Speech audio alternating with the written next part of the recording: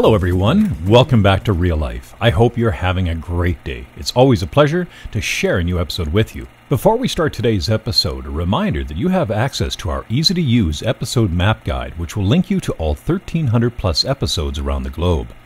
Just click on the map link below, zoom into any part of the planet, click on the blue, red, or orange dot to connect you directly with that episode.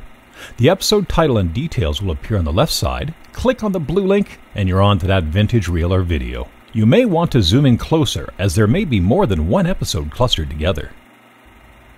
And a special hello to all the new subscribers. I hope to entertain you and pique your interest in obscure and fascinating vintage amateur footage from around the globe and over the past century.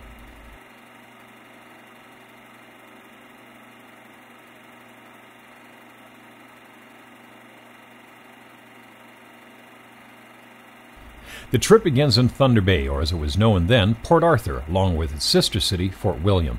CP Rail's Dominion train is embarking passengers as the Keewatin makes its way along the waterfront. This is another classic 1950s travel reel from the perspective of a tourist from somewhere in northern Michigan. However, as will become evident, it's a collection of frugal snippets of footage from various locations along the 4,200-mile trip. As such, I chose to include them all as it seems to tell a better story in its full length. A brief trip up or down an unidentified canal, possibly the Welland Canal.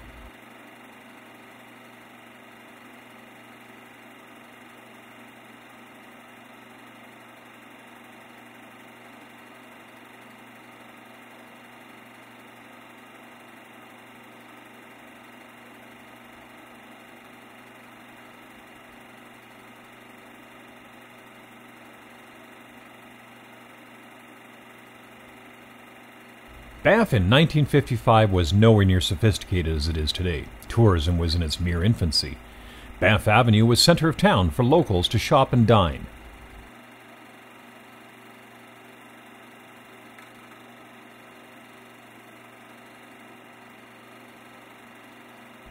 The Mount Norquay chairlift was a novelty and popular. Built in 1948, it was the second chairlift in Canada, leading up to the steepest and longest terrain at that time, rising up to 6,800 feet above sea level. The basic chairlift would be replaced in 1966 by a larger chairlift. It continues to operate every summer to this day. There was a time when feeding and posing with bears was almost acceptable. Today, that practice is over. Along the Icefields Parkway, a brief glimpse of the abandoned 1931 highway bridge.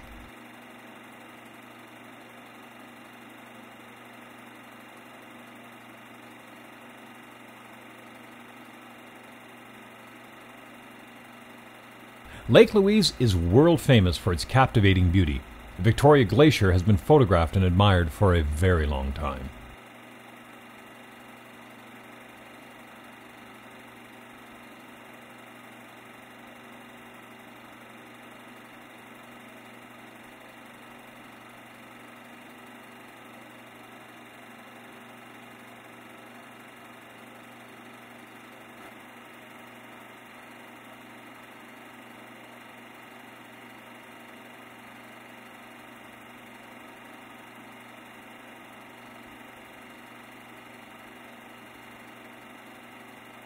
A short half-hour hike from the hotel gives us a brief glimpse of rock climbers along what is now the famous rock climbing destination back of the lake.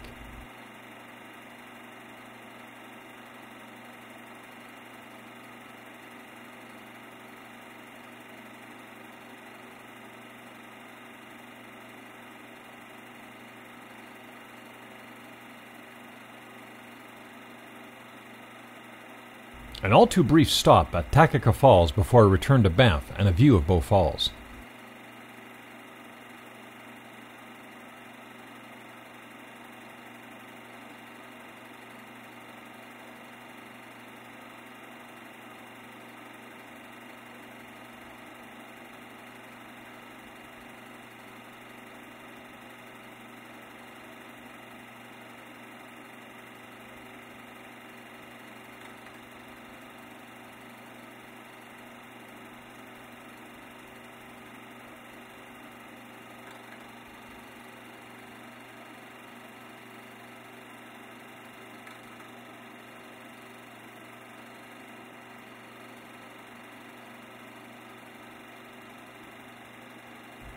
The Columbia Icefields was a relatively new tourist destination in 1955, the Icefields Parkway having been opened only in 1931, though it would not be paved until 1961. Tourists could ride aboard snow machines to experience being on top of a glacier.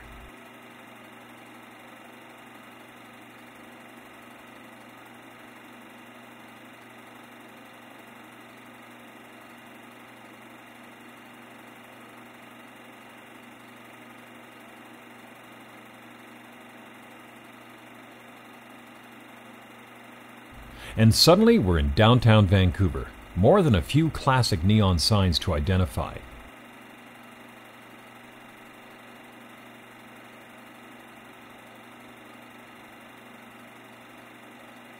The iconic Hudson Bay on Granville, and fashionable attire for everyone.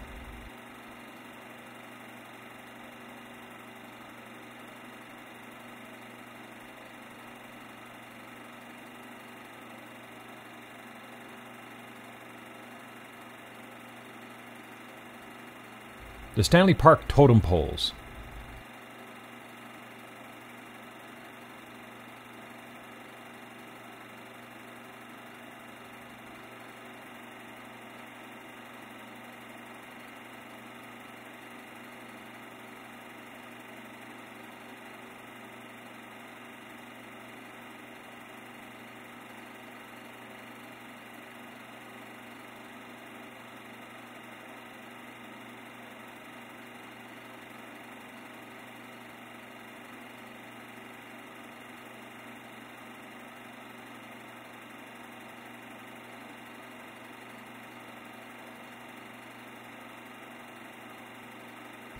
The pool at the north end of Stanley Park is now a splash park.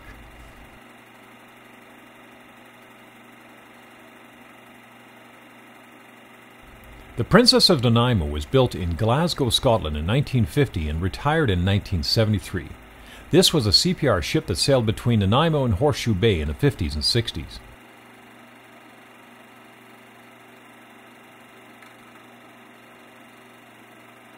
If you enjoyed this and other episodes, please consider supporting this channel as a member. After sourcing a film, it takes between 8 and 16 hours to produce each episode, from digitizing, research, writing, voiceover, editing, and final output. Thank you to all my subscribers and members for making this channel a possibility. A breezy sailing across the Strait of Georgia to Victoria would have been a wonderful experience.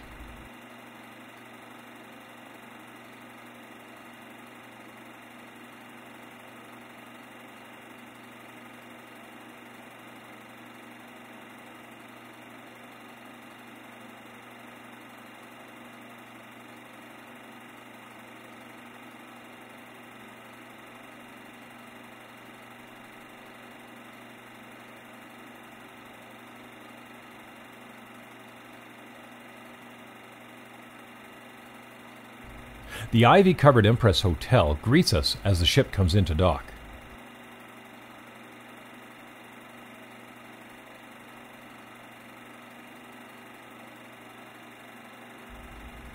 The cinematographer captured more wonderful street scenes, including the Hudson Bay store.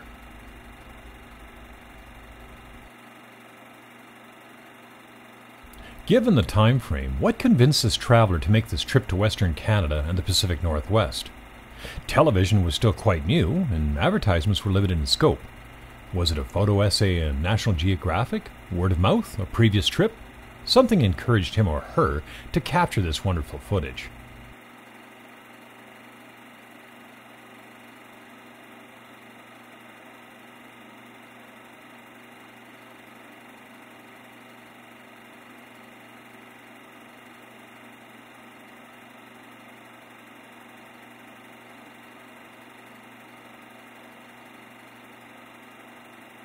This chairlift, I'm uncertain of its location. It's possible the cinematographer in his editing of reels may have placed this reel out of order, or it might be something specific to this peak.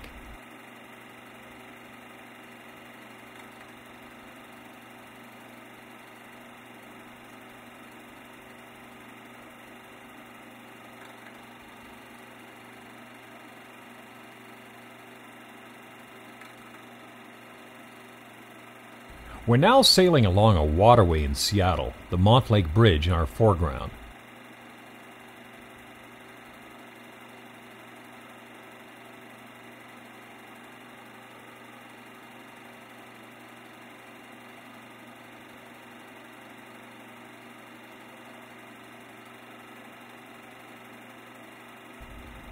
We passed through the Ballard Locks, and now we're aboard a Great Northern passenger train heading east towards the Cascade Tunnel. Don't forget to subscribe, as that's the only way you'll learn of the new episodes being released Fridays and Saturdays. Thank you for helping fill in the blanks on all these episodes. On occasions, I do make mistakes. I mispronounce locations and sometimes overlook some details. I very much appreciate the corrections you share on the comments section. Thanks for not being too hard on me. It's a delight seeing the collaboration among viewers. It's even more meaningful when I learn that a family member or friend is recognized, even 50+ years later. The Grand Coulee Dam's on full display with wonderful lighting.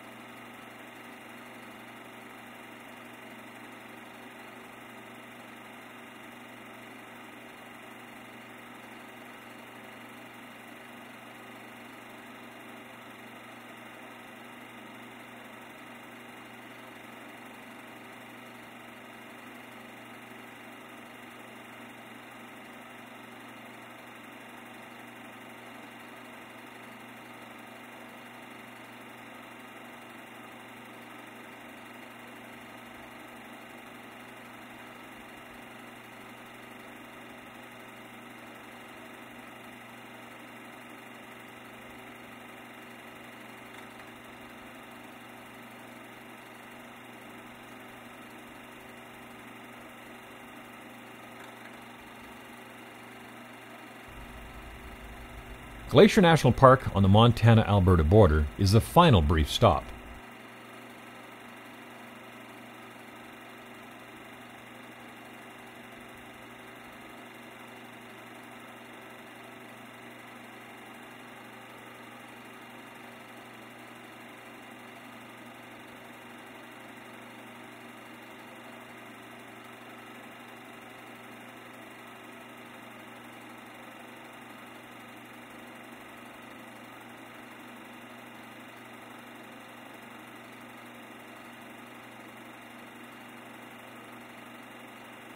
Despite the short duration of scenes, clearly this was a remarkable adventure for this tourist from Michigan.